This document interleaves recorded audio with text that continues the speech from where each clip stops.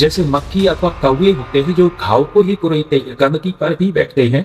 रामपाल जैसे की दृष्टि बनी है और कहता है कि एक बूढ़े के साथ 34 साल की लड़की, दयानंद की बुद्धि देखो, 28 साल की लड़की है, 28 साल का लड़का है, दोनों पके पकाए हैं, दोनों ने संसार का बोध कर लिया है। ऋषि लोग जो कहते हैं वो सुख की बात कहते हैं, वो सिद्धांत की बात कहते हैं, नियम की बात कहते हैं। इस मूर्ख को ये नहीं पता 48 साल का व्यक्ति बूढ़ा नहीं होता। वो आदित्य ब्रह्मचारी है जिसने ब्रह्मचर्य का पालन किया है, घोर तप किया है, वो बूढ़ा नहीं होता। बूढ़ा तो तेरे जैसा भोगी व्यक्ति होता। रामपाल जैसा व्यक्ति अच्छाई बुराई देखने वाला है। जैसे मक्खी अथवा कौवे होते हैं जो घाव को ही कुरेदते हैं, गंदगी पर भी बैठते हैं। रामपाल जैसे की दृष्टि बनी है। दूसरा सत्याग्रह प्रकाश में चौथे समलास में जिस बात को वो उठाते हैं, विवाह प्रसन्न है कि कौन सी अवस्था में विवाह करे। एक सामान्य दिया 16-17 वर्ष की लड़की हो और 24-25 साल का लड़का है। ये अवस्था विवाह की कही। अब इसमें आप देखेंगे कि जो छोटा होता है, छोटा समर्पण जल्दी करता है, और जो बड़ा होता है वो बड़ा संरक्षण बहुत जल्दी करता है। तो जब विवाह होता है, लड़की 16-17 की होती थी, जाती थी तो समर्पण कर देती थी, पति के प्रति समर्पित हो जाती थी। और वो अवस्था में बड़ा है तो उसकी संरक्षण की जिम्मेदारी लेता था, पालन पोषण की जिम्मेदारी लेता था। और गृहस्थी बहुत अच्छी चलती थी, आयु में अंतर को न चाहिए। शास्त्र ने ये कहा, आयुर्वेदी कहता है कि स्त्री का शरीर पुरुष के शरीर से बड़ा न हो, पुरुष का शरीर लंबा चौड़ा हो, स्त्री का शरीर उससे कम हो। और दिखा दे लंबाई इतनी हो कि पुरुष के कंधे तक आए। अब स्वाभाविक रूप से जोड़ी मेल खाती है। पुरुष का शरीर कमजोर हो, छोटा कद हो, स्त्री का डील बहुत बड़ा हो, कद लंबा हो, जोड़ी शोभा नहीं देगी। तो जो अवस्था का दिखा है, ये अवस्था समर्पण की अवस्था है, उधर संरक्षण की अवस्था, वो अवस्था हो जाती है। आजकल जो विवाह हो रहे हैं, वर्तमान की दृष्टि को देख करके इस मूर्ख ने आक्षेप किए हैं। आजकल जो विवाह होते हैं लगभग सम अवस्था होती है, 20, 22, 25, 26 या 28, 30 तक की भी लड़की हो जाती है। 28 साल की लड़की है, 28 साल का लड़का है, दोनों पके पकाए हैं, दोनों ने संसार का बोध कर लिया है। विश्वास नहीं कर सकते कि इन्होंने भोग नहीं किया। 28 साल तक सुरक्षित नहीं रह सकते वर्तमान के परिवेश में। तो दोनों पके पकाए हैं, दोनों का विवाह हो गया, न ये समर्पण कर रही, न वो संरक्षण कर रहा। समर्पण हो तो संरक्षण के भाव स्वाभाविक उभरेंगे। 28 साल की लड़की है, हम उम्र है, एक जैसी अवस्था, समर्पण हो ही नहीं पाता। और संरक्षण नहीं होता तो ईगो टकराती है, ईगो टकराती है तो गृहस्थ ठीक से नहीं चलता। ऋषि लोग जो कहते हैं वो सुख की बात कहते हैं, वो सिद्धांत की बात कहते हैं, नियम की बात कहते हैं। जिसके ऊपर इसने प्रश्न उठाया कि 24 साल की लड़की और 48 साल का लड़का, 24 की लड़की हो और 48 का लड़का हो, सर्वोत्तम विवाह कहा ऋषि ने। और अपनी ओर से नहीं कहा, छांदोग्य उपनिषद के अंदर स्पष्ट रूप से ये विधि विधान लिखा है। आदित्य ब्रह्मचारी की बात करी, ये ऋषि का विरोध नहीं कर रहा बुद्धा मत, ये सभी ऋषियों का विरोध कर रहा है।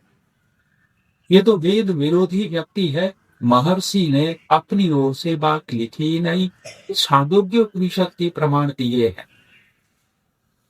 आयुर्वेद का प्रमाण दिया है। क्योंकि ऋषि का विरोध नहीं कर रहा, ये सभी ऋषियों का विरोध कर रहा है, ये सनातन का विरोध करने वाला है। और कहता है कि एक बूढ़े के साथ 24 साल की लड़की दयानंद की बुद्धि देखो। इस मूर्ख को ये नहीं पता कि 24 साल का व्यक्ति बूढ़ा नहीं होगा, 48 साल का व्यक्ति बूढ़ा नहीं होता।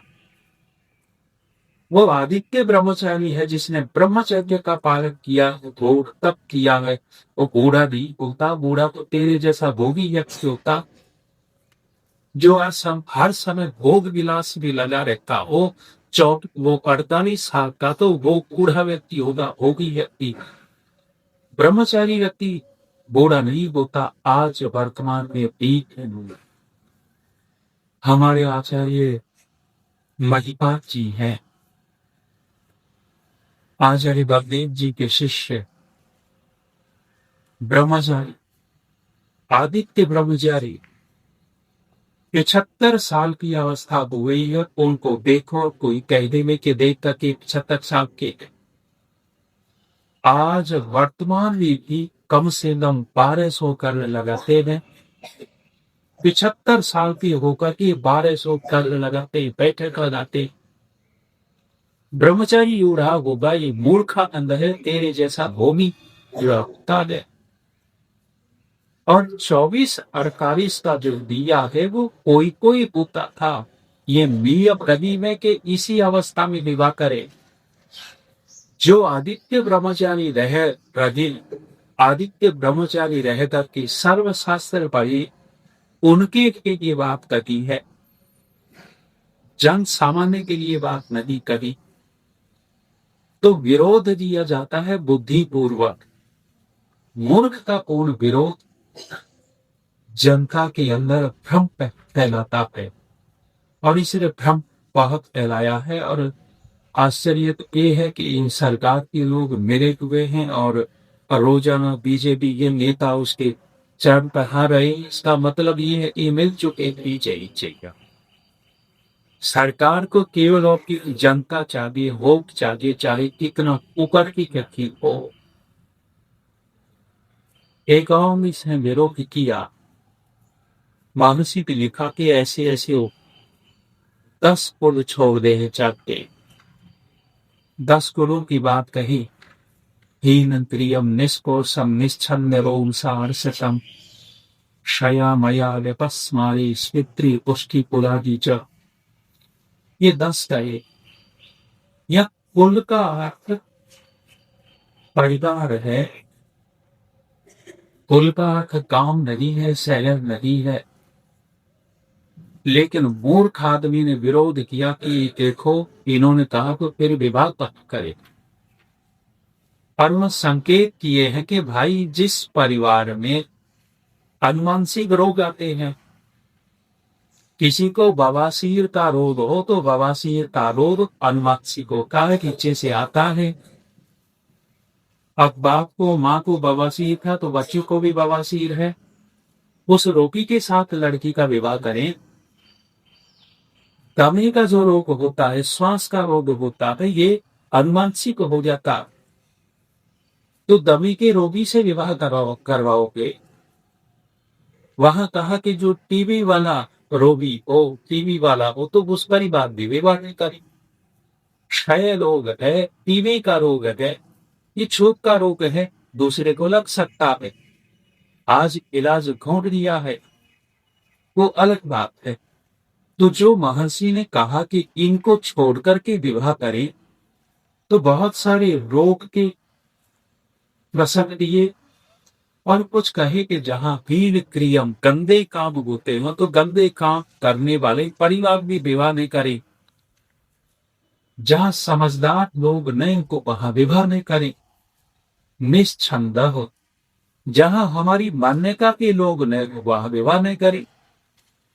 जैसे सनातनी है, हिंदू है, किसी मुसलमान की वहां विवाह करे तो वो गलत हो गया। हमारी मान्यता होनी चाहिए, निश्छंद तात्पर्य है वैदिक मान्यता जहां मिली है वहां तिवा ने करे।